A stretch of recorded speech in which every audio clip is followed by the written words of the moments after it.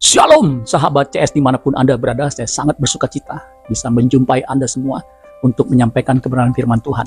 Kebenaran firman Tuhan pada kesempatan kali ini berjudul Allah hadir di tengah kita. Allah hadir di tengah kita. Bagaimana Allah bisa hadir di tengah kita? Kita akan bahas, saudara. Sebelum saya melanjutkan, bagi saudara yang baru pertama kali menyaksikan tayangan ini, saudara langsung subscribe. Subscribe itu gratis, saudara. Pencet tombol lonceng notifikasinya supaya setiap kali saya membuat video firman Tuhan, saudara yang pertama kali menyaksikannya. Terima kasih kepada saudara yang saat ini, yang sampai hari ini mendukung pelayanan saya ini dengan mengikuti firman Tuhan.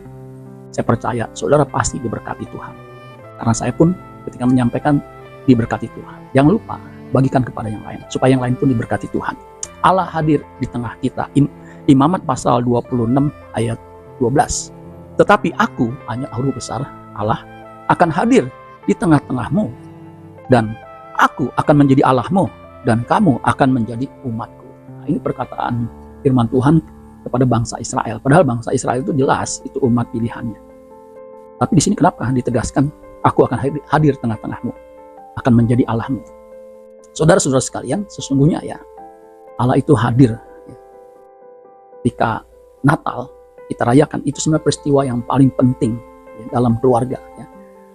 Khususnya keluarga penduduk dunia ini ya. Karena Allah hadir dalam keluarga siapa? Keluarga Yusuf dan Maria ya, yang baru memulai keluarga mereka, rumah tangga mereka. Ya, ketika Yusuf dan Maria bertunangan dan Yesus hadir di tengah-tengah keluarga itu.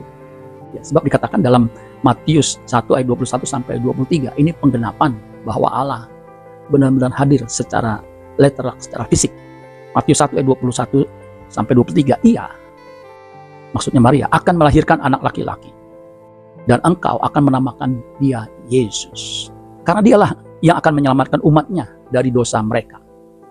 Ayat 22, hal itu terjadi supaya genaplah yang difirmankan Tuhan oleh Nabi. Jadi sudah ada nubuat yang disampaikan para Nabi, dan ini digenapi.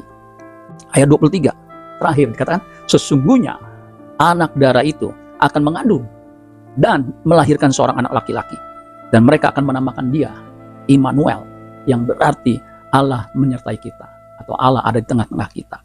Saudara, ayat 23 ini merupakan penggenapan dari Yesaya 7 ayat 14, yaitu pemberitaan mengenai Immanuel. Immanuel itu gelar dari Yesus ya. Immanuel, Immanuel, Immanu. El itu Eloah atau Elohim, Allah.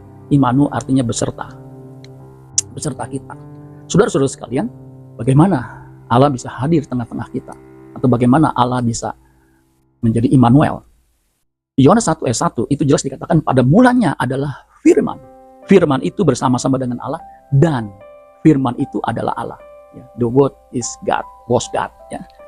Dan ayat 14 inkarnasi, firman itu telah menjadi manusia dan diam di antara kita, di tengah-tengah kita maksudnya. Dan kita telah melihat kemuliaannya, yaitu kemuliaan yang diberikan kepadanya sebagai anak tunggal Bapa, penuh kasih karunia dan kebenaran. Jadi Yesus hadir di tengah keluarga dunia, keluarga besar manusia di bumi ini, manusia yang berdosa. Dia mau jadi Allah dan juga menjadi Tuhan bagi umatnya. Jadi Natal sesungguhnya adalah penerimaan kita atas kedatangannya atau kehadirannya dalam hidup kita. Itu Natal. Ketika kita mengakui dia sebagai Tuhan dan Juru Selamat, ya, itu sebenarnya Natal. Makanya tadi Yohanes 1 ayat 12, tetapi semua orang yang menerimanya diberinya kuasa supaya menjadi anak Allah, yaitu mereka yang percaya dalam namanya. Itu kehadiran Allah dalam wujud Yesus Kristus. Kalau 2000 tahun lalu bayi, kemudian bertumbuh dewasa, melayani di Nazaret, di hari tengah-tengah umatnya. Ketika dia mati, dia bangkit, dia naik ke surga, Roh Kudus dicurahkan, akan bersama dengan kita. Itu janji Tuhan dalam amanat agung ya. Dan ketahuilah aku menyertai kamu sampai selama-lamanya, sampai pada akhir zaman. Jadi saudara sekalian, Natal yang sesungguhnya adalah ketika kita menerima dia sebagai Tuhan dan Juru Selamat, sebagai Allah dan Tuhan. Yohanes 20 ayat 26 sampai 29. Nah, ini setelah kebangkitan Kristus, dia menampakkan diri kepada murid-murid. 8 hari kemudian murid-murid Yesus berada kembali dalam rumah itu, dan Thomas bersama-sama dengan mereka, karena dulu Thomas tidak bersama-sama mereka. Sementara pintu-pintu terkunci, Yesus datang. Nah, saudara perhatikan, Yesus datang sesuai dengan nubuatan. Yesus ada di tengah-tengah, Allah ada di tengah umatnya. Nah, ini Yesus datang dan ia berdiri di tengah-tengah mereka dan berkata, jadi betul, di tengah-tengah para murid, Yesus datang dan berkata, damai sejahtera bagimu, yang dalam bahasa Ibrani, Shalom Aleichem, damai sejahtera bagimu. Kemudian ia berkata kepada Thomas, taruhlah jarimu di sini dan lihatlah tanganku. Ulurkanlah tanganmu dan cucukkan ke dalam lambungku. Dan jangan engkau tidak percaya lagi, melainkan percayalah. Thomas menjawab, ya Tuhanku dan Allahku. Kata Yesus kepadanya, karena engkau telah melihat aku, maka engkau percaya. Berbahagialah mereka yang tidak melihat namun percaya. Jadi kita tidak melihat wujud Yesus seperti Thomas. Tapi ketika kita percaya, itulah Natal yang sesungguhnya. Yesus hadir tengah-tengah kita. Sebab tanpa iman tidak mungkin orang berkenan kepada Allah. Tidak mungkin, harus punya iman. Allah memberi upah bagi mereka yang mencari Dia dengan sungguh-sungguh. Kita yang percaya kepadanya akan diberi upah, yaitu keselamatan yang sesungguhnya. Karena Yesus adalah Allah yang sejati. Jelas firman yang menjadi manusia itu firman-Nya Allah. Firman itu adalah Allah yang datang ke dalam dunia ini. Makanya Yohanes, murid terkasih Yesus, 1 Yohanes 5 ayat 20 mengatakan begini, akan tetapi kita tahu bahwa anak Allah telah datang dan telah mengaruniakan pengertian kepada kita, supaya kita mengenal yang benar. Dan kita ada di dalam yang benar, di dalam anaknya Yesus Kristus. Dia adalah Allah yang benar dan hidup yang kekal. Jadi jelas, Dia Allah yang benar dan hidup yang kekal.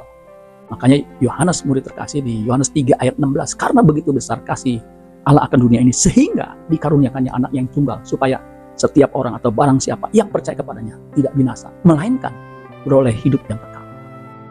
Apa yang kita harus lakukan kalau kita sudah menerima Yesus sebagai Tuhan dan Juru Selamat, mengakui Dia sebagai Allah yang benar? Kita harus hidup kudus. Tadi Imamat 26, itu ayat yang ke-12, itu dikutip oleh Rasul Paulus untuk sebagai respon apa yang dilakukan. 2 Korintus 6 ayat 16-18, ayat terakhir dikatakan, apakah hubungan bait Allah dengan berhala? Sebuah pertanyaan. Karena kita adalah bait dari Allah yang hidup menurut firman Allah ini. Jadi tubuh orang percaya itu adalah baitnya. Aku akan diam, perhatikan, aku akan diam bersama-sama dengan mereka dan hidup di tengah-tengah mereka. Dan aku akan menjadi Allah mereka dan mereka akan menjadi umatku. Ini Imamat 26 ayat 12. Kemudian ayat 17, perhatikan di situ. Sebagai reaksi, sebagai respon kita.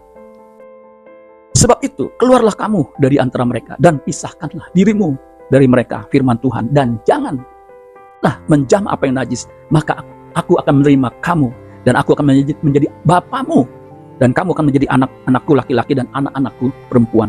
Demikianlah firman Tuhan yang Maha Kuasa.